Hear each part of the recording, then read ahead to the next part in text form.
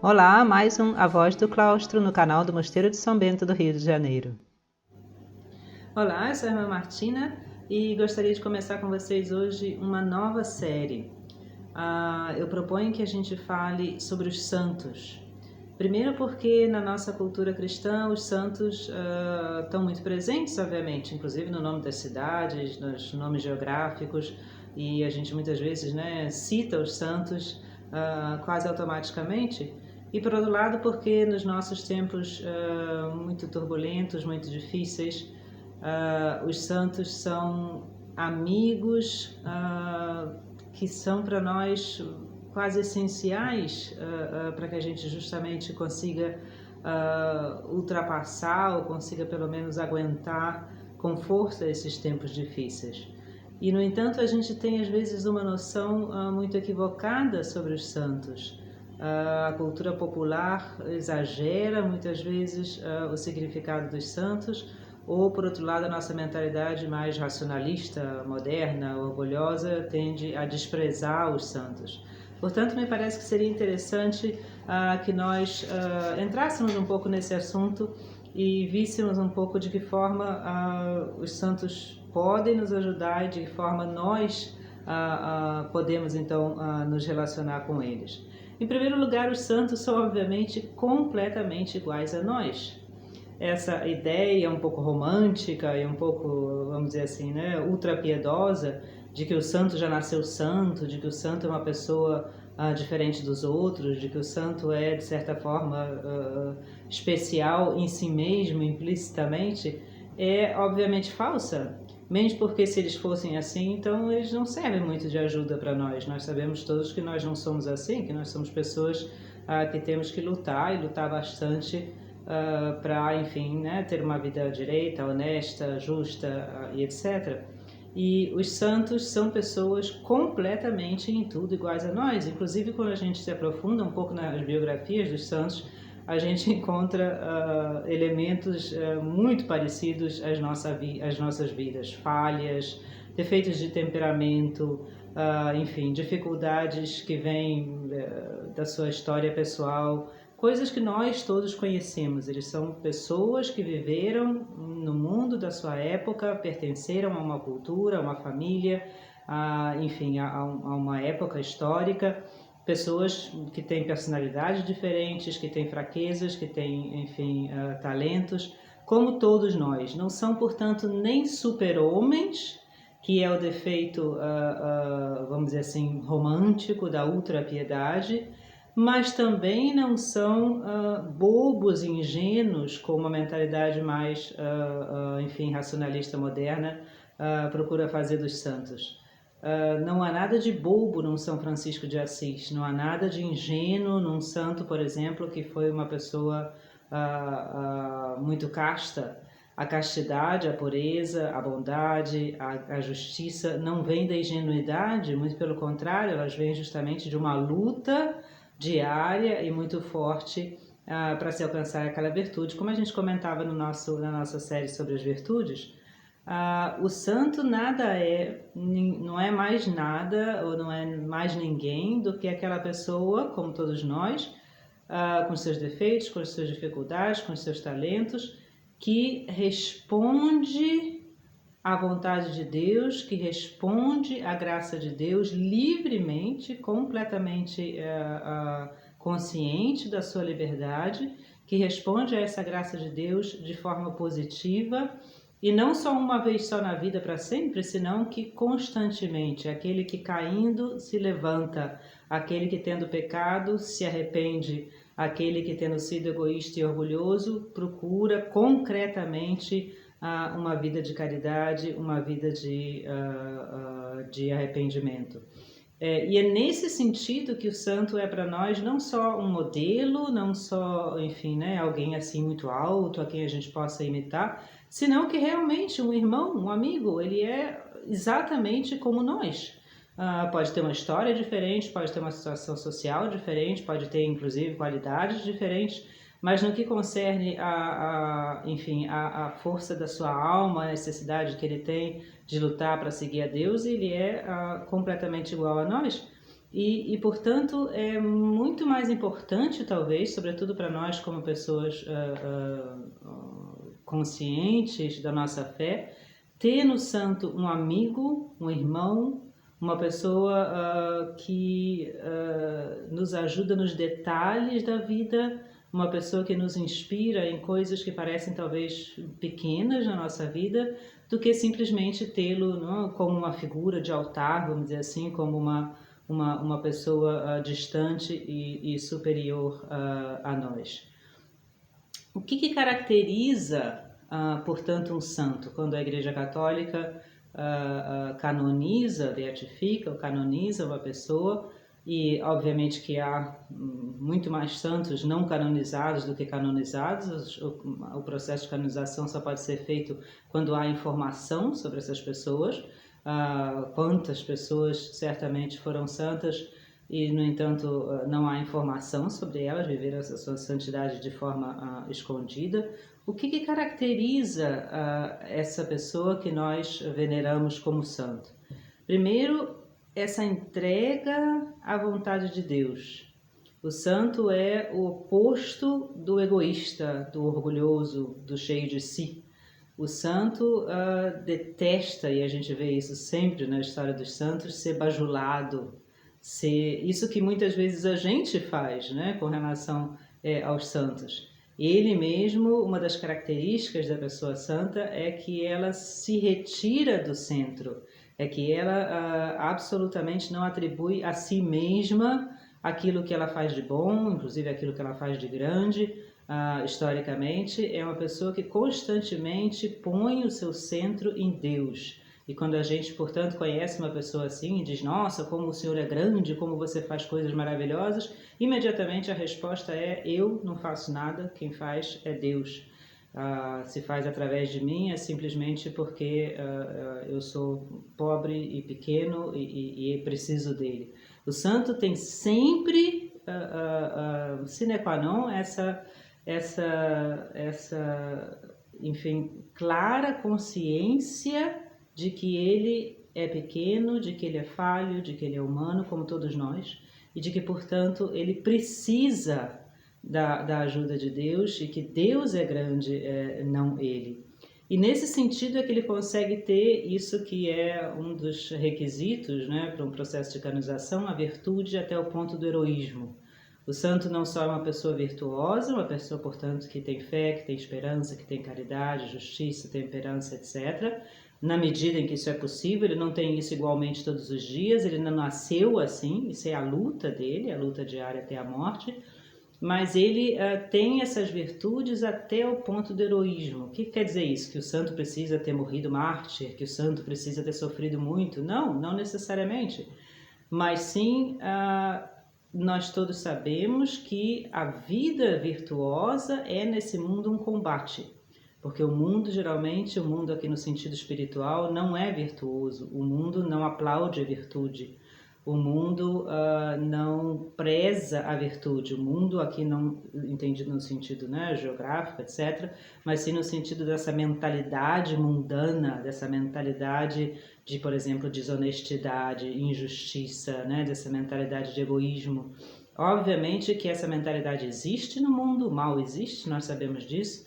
E o santo é, portanto, alguém que, em buscando a virtude, obviamente, tem que lutar contra essa mentalidade. E quanto mais a gente é santo, quanto mais a gente é virtuoso, mais os ataques, enfim, são fortes, mais a vida se torna difícil nesse sentido. Portanto, há muitos santos que não sofreram martírio, que inclusive não sofreram muito na sua vida, no sentido de doenças ou no sentido de perseguições, e no entanto são heróicos. São heróicos porque não deixaram de lado a sua adesão livre e humilde à vontade de Deus, mesmo quando isso para eles se tornou difícil. Por exemplo, uma pessoa honesta que perde um cargo na política, que perde um emprego. Isso é heroísmo? Perde por quê? Perde porque não se dobra à corrupção. Perde porque não quer perder a sua integridade, a sua justiça. Por exemplo, pessoas, né, que sofrem às vezes gozações, sofrem às vezes enfim, né, inclusive fins de amizade, sofrem às vezes a falta de benefícios até normais. Por quê? Porque não se dobram a coisas que elas sabem que são erradas. Esse é o heroísmo do santo, não é um heroísmo de fazer coisas fantásticas, mas sim o heroísmo de ser fiel. Fiel até quando isso custa, até quando isso, de certa forma, pede da gente um sacrifício humano maior. O santo é, nesse sentido, a pessoa mais normal do mundo. A rigor é o santo que é normal. Essa é uma frase muito antiga, né? O normal é o santo. O pecado, ele sempre traz neurose, e todos nós fazemos a experiência disso. A gente, quando entra num caminho de pecado, seja o pecado que for, a gente geralmente vai ficando neurótico, vai perdendo o contato com a realidade, vai, por exemplo, se fechando no nosso egoísmo, vai vendo o mundo de uma forma orgulhosa, por exemplo. O pecado, seja ele do tipo que for, ele sempre tira da gente, no fim, a sanidade mental. Isso, inclusive, é o caminho mesmo que o inimigo, que o demônio justamente quer tirar a gente da paz, enfim, do equilíbrio, da sanidade, da bondade de uma vida normal. E o santo, sendo aquela pessoa que todos nós somos chamados a ser, que entende a realidade, que não se deixa enganar pelo orgulho, que não se deixa afundar no egoísmo, que vive de uma forma realmente cheia de alegria, cheia de paz, cheia de bondade, mesmo que isso lhe custe sacrifício. Ele muitas vezes é uma pessoa que sofre bastante, se bem que sofremos todos de uma forma ou de outra, mas sofre por injustiças muitas vezes. Mas ele é sempre essa pessoa, essa característica de toda a vida de santo, que tem uma enorme paz interior, que tem uma enorme alegria interior. Se a gente encontrar pessoas, né, que se dizem santos ou que são tidos como santos e que, no entanto, mostram essa inquietação mental e psicológica, a gente pode estar seguro de que essa pessoa, na verdade, pelo menos nesse momento, né, não anda no caminho da santidade. Isso a gente vê na gente mesmo. Sempre que a gente procura uma coisa de forma quase meio fanática e se obsessiona com aquilo, mesmo que essa coisa seja hipoteticamente algo bom, isso não é santidade, isso não é paz, isso não é alegria. A santidade verdadeira é isso que a gente vê, obviamente, em Nosso Senhor. Essa quase bom humor, vamos dizer assim, essa serenidade, essa liberdade de alma que é dada por viver, enfim, harmonicamente com a natureza, com Deus, com os outros e assim por diante. Portanto, o santo, mesmo que sofra muito pelo motivo que seja, ele nunca é fanático, ele é sempre racional, ele é sempre razoável, ele é sempre moderado, ele tem sempre essa boa medida, ele é geralmente uma pessoa de bom humor, ele sabe enfrentar as dificuldades da vida, ficando por cima delas de certa forma. Por que por cima? Porque ele é orgulhoso? Não, porque ele sabe que Deus está com ele. A gente poderia dizer que o santo é, no que concerne às coisas religiosas, um profissional. Todos nós conhecemos a diferença entre um amador e um profissional no futebol, por exemplo, né? Geralmente o amador fala muito daquilo e não sabe falar de outra coisa, né? E tem mil ideias e é cheio de entusiasmo, enquanto o profissional é muito mais tranquilo, muito mais sereno. Ele não fala, ele faz, ele sabe o que ele está fazendo. O santo é, no que concerne às coisas religiosas, esse profissional. Ele não é geralmente uma pessoa que fala muito de Deus, uma pessoa cheia de entusiasmo, uma pessoa, a não sei que a atividade ali do momento exija isso, claro, se ele está fazendo um sermão, se ele está fazendo uma pregação, isso é diferente. Mas na sua vida pessoal, ele é geralmente uma pessoa que transpira solidez, que transpira serenidade, que transpira calma, que transpira paz. Por quê? Porque ele realmente, vamos dizer assim, profissionalmente, vive com Deus, confia em Deus, tem fé em Deus. E, portanto, não precisa falar muito disso. Ele mostra a sua confiança em Deus e a sua virtude pelos atos, pela sua vida, não pelas suas palavras. Na igreja se faz sempre um chamado processo de canonização, esse processo hoje em dia é uma coisa inclusive muito formal, quase burocrática. Anteriormente na história isso era feito mais pelos bispos diocesanos, tinha muito mais um caráter de aclamação popular e etc. Mas enfim, para que isso fique bem organizado, né, não haja abusos e erros, a igreja vai cada vez mais procurando organizar isso. Hoje em dia, para que uma pessoa venha a ser beatificada, que é, vamos dizer assim, o penúltimo patamar, ou canonizada, que é o último patamar, é preciso que comece um processo no lugar onde essa pessoa viveu, pela própria diocese, até que isso seja aprovado pelo bispo, e então isso é enviado para Roma, para uma congregação, que chama-se a Congregação para a Causa dos Santos. Isso é estudado, isso é analisado, pessoas são consultadas, existe inclusive um segredo pontifício para que se possa saber da vida dessa pessoa sem, enfim, né, divulgar coisas que dizem respeito a gente que ainda está viva e coisas assim. E esse processo hoje geralmente acaba num documento que tem, eu li há pouco, por exemplo, um processo de um francês que agora foi enviado para Roma, já tem 20.000 páginas. No fim do processo são geralmente vários tomos com testemunhos de pessoas, enfim, né, todas as investigações possíveis. Mas há uma série de requisitos, vamos dizer assim, uma série de condições para que esse processo seja levado adiante.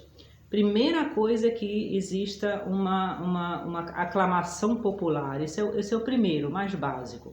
A igreja só reconhece como santo alguém que, de uma forma ou de outra, em vida, ou pelo menos na hora da morte, já era popularmente conhecido e respeitado como uma pessoa de Deus.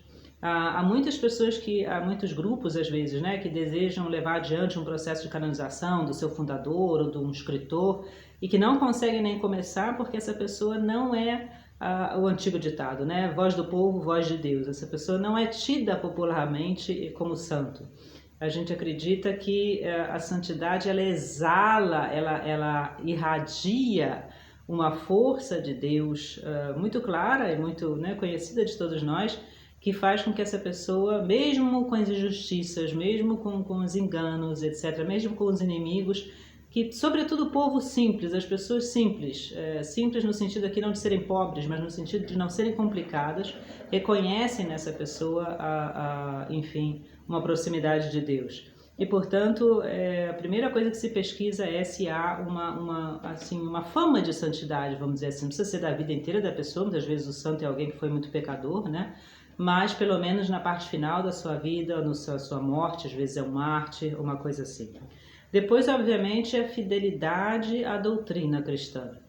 Há muitas pessoas que, inclusive, fizeram muito bem, né, são pessoas admiráveis, mas que fizeram muito mais isso pelas suas próprias ideias, pelos seus próprios, enfim, né, às vezes ideologias. E o santo, para que ele seja canonizado, é preciso que seja muito claro, na medida que a gente pode investigar. Muitas vezes a investigação tem que parar, porque a gente não consegue ter acesso a isso, né? Mas na medida em que a igreja pode investigar, e para isso há pessoas que tomam conta desse processo, tem que ser muito claro que ele é uma pessoa de doutrina muito clara. Vamos pensar na nossa irmã Dulce no Brasil. É claro que a santidade dela, o grande ponto da santidade dela é o amor aos pobres, é a dedicação. Mas é preciso investigar também se ela fazia isso realmente por amor de Deus. Realmente, por exemplo, tinha amor pela Eucaristia, tinha amor pela oração, ou se era muito mais uma política, né? Uma ideóloga, uma pessoa que está fazendo movimentos de protesto, que, enfim, ela é livre de fazer isso, mas então não é o caso, né, de se canonizar essa pessoa. Outra coisa é, obviamente, uma vida moral íntegra, se para isso existe até, inclusive, o segredo pontifício, se vai muito a fundo, na medida em que é possível, na vida moral dessa pessoa. Se a pessoa, né, prega uma coisa, mas faz outra. Se a pessoa tem uma vida escondida de pecado, por exemplo.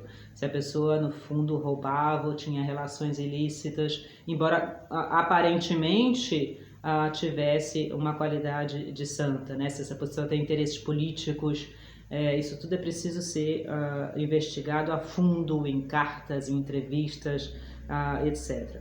Depois, outra questão muito importante também é a sanidade mental da pessoa. Isso se refere sobretudo àqueles que tiveram vidas muito místicas, né? Inclusive se diz que tiveram visões ou que fizeram milagres. É preciso, uma das primeiras coisas que a igreja diocesana investiga é se essa pessoa realmente era mentalmente sã ou se isso é fruto apenas de, enfim, né, ilusões, alucinações, coisas assim,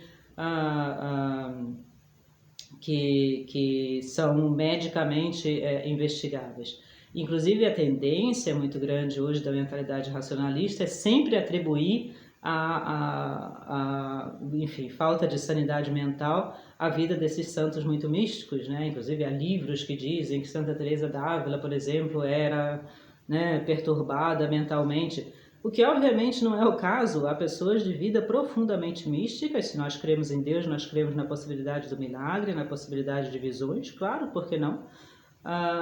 Que são pessoas, Santa Teresa d'Ávila é um grande exemplo, perfeitamente normais, pessoas cuja vida é inclusive um exemplo de normalidade. Basta ler Santa Teresa, né? Como ela diz, a gente reza no meio da cozinha, lavando a louça, com as panelas, aqui é que eu encontro Deus e não em coisas especiais. Basta ver o que ela diz.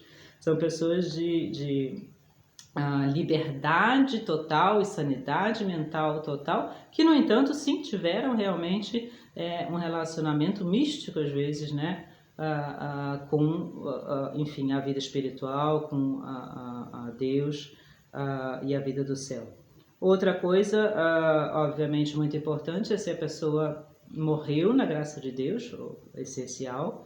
Pode ter sido grande pecador, pode ter sido quantos santos, né? Santo Agostinho, talvez o mais famoso, foram grandes pecadores, São Paulo, por exemplo, e, no entanto, ou no final da vida, ou mesmo na hora da morte, como bom ladrão na cruz, realmente nesse momento entenderam tudo e se entregaram a Deus.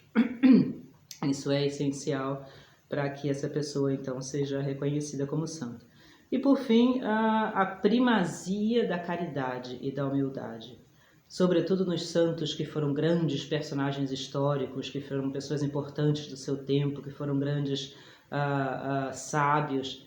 É preciso sempre analisar se no fundo, a vida e as obras dessa pessoa se referem ao amor, se referem à caridade, se referem à humildade e não à grandeza pessoal, à busca de carreirismo, à busca, né, de serem justamente reconhecidos como grandes. Isso tem que se fazer uma análise muito grande, muito profunda das suas cartas, das pessoas que conheceram, etc. Geralmente, por isso, os processos de canonização começam logo após a morte da pessoa, muitas vezes levam séculos, inclusive, mas começam logo após a morte da pessoa para que se possa ainda, né, consultar pessoas que conheceram essa pessoa. E por último, ainda os santos são sempre extremamente realistas. São pessoas que vivem com o pé no chão, os olhos no céu, mas o pé no chão. São pessoas que enfrentam a sua vida, são pessoas que não se refugiam, né, em sonhos ou em depressões ou em coisas assim. Ao contrário, são pessoas extremamente realistas. Olha uma Madre Teresa de Calcutá, por exemplo. Raramente a gente encontra pessoa tão realista. E que são profundamente humanas, se interessam pelo humano, são o oposto aqui do budismo, por exemplo, né? Não buscam se fechar num mundo à parte, intocável, ao contrário, são profundamente interessadas, inclusive nos detalhes, nos sofrimentos dos outros. São pessoas, como diz o Papa Francisco, que sujam as mãos, né? Que sentem o cheiro dos outros, da necessidade, da pobreza, são extremamente realistas e claros, né, nas suas palavras e na sua vida. Vale a pena também citar mal-entendidos que existem sobre os santos. Essa introdução fica um pouquinho mais longa, depois eu falo mais nos outros vídeos mais curtos. A gente encontra raramente histórias e biografias dos santos que sejam realmente boas no sentido de dar a gente uma ideia muito clara sobre os santos. Por quê? Porque geralmente quem escreve a vida do santo não é ele mesmo santo. Ele escreve o que ele vê, o que ele interpreta, e não o que realmente o santo em si pensava ou vivia, né? Então há essas famosas agiografias que dizem que o sujeito já de pequenininho rezava o terço. A gente sabe que isso não é possível, nenhum bebê reza o terço, né? Ou então que ele nunca, na verdade, falou uma palavra áspera, que ele sempre foi assim, que esse tipo de linguagem que a gente está acostumado a ver nas histórias antigas dos santos. E a gente sabe que isso não é verdade, mesmo que se fosse, então o santo não era santo, era uma espécie de semideus, né, um anjo. Obviamente que ele falou palavras duras muitas vezes, se arrependeu, obviamente que ele era uma pessoa com falhas como todas as outras, obviamente que ele não rezava o terço de bebê, porque isso é impossível. Enfim, essas pessoas procuram, justamente porque geralmente admiram muito o santo, procuram então enfatizar e enfocar só as partes positivas, inclusive com grande exagero. Isso pode ser muito piedoso, muito bonito, até em certas formas, em certos casos até ajuda, mas geralmente não dura muito tempo, né? A gente cansa dessas biografias, porque elas não são verdadeiras, elas não são realistas. Por outro lado, a gente vê tentativas então no outro extremo, geralmente modernas, pessoas que escrevem sobre santos muito famosos, Joana d'Arc, por exemplo, e que tentam justamente desmistificar o santo. Então, ao contrário, em vez do santo fazer tudo positivo, como era nas biografias piedosas, agora o santo faz tudo negativo. Tudo que ele faz na verdade por interesse, ele faz porque na verdade, né, ele era um político, ele faz porque na verdade ele não estava falando com Deus nada, ele estava fazendo um teatro para que as pessoas acreditassem nisso. Enfim, essas histórias que a gente conhece hoje, né, muito frequentemente, de que no fundo o santo não era nada santo. E obviamente isso também não é verdade. Primeiro porque isso não é verdade de forma geral. Todo mundo tem uma parte boa e uma parte ruim, não é? Não existe uma pessoa que faça as coisas só por interesse. É claro que isso é uma tentação que todos nós corremos, mas geralmente da mesma forma essas pessoas que estão escrevendo isso, elas estão se considerando de certa forma melhores. E não são, né? Claro que pode haver pessoas que realmente sejam pessoas dedicadas, que realmente sejam pessoas que amam a Deus, que realmente sejam pessoas...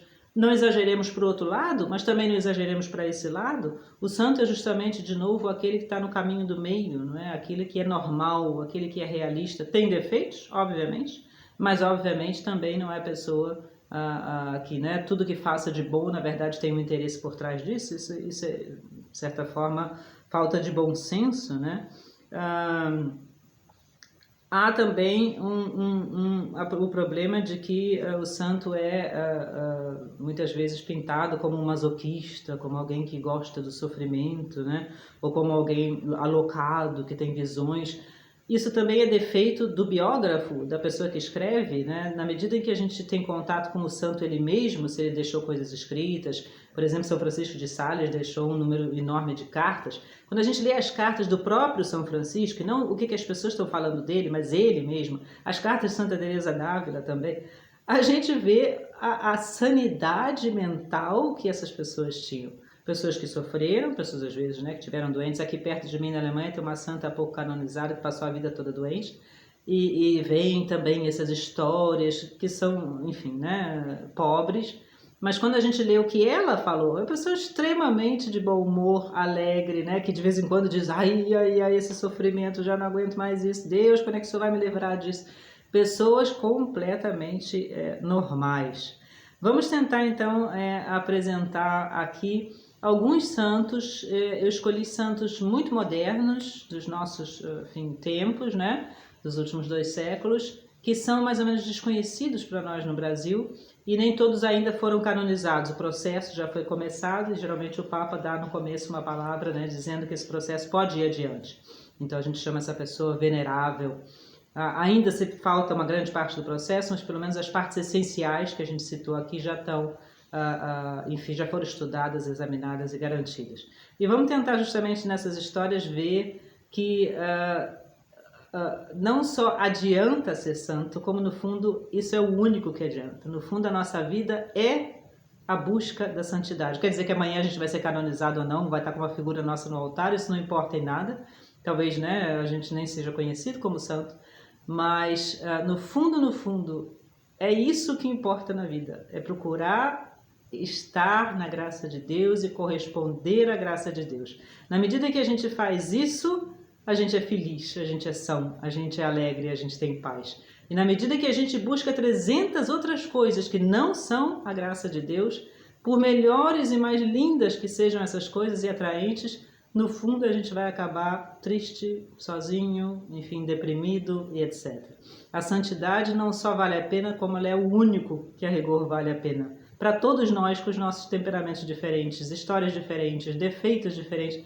Para todos nós, Deus está lá e nos chama a cada um de nós pelo nome, como a gente sabe, enfim, né, pela nossa fé, pelo Evangelho. Deus me chama, Deus te chama, Deus chama a cada um de nós nas nossas circunstâncias para fazer coisas enormes e ter visões e fazer milagres. Não, isso é tudo consequência.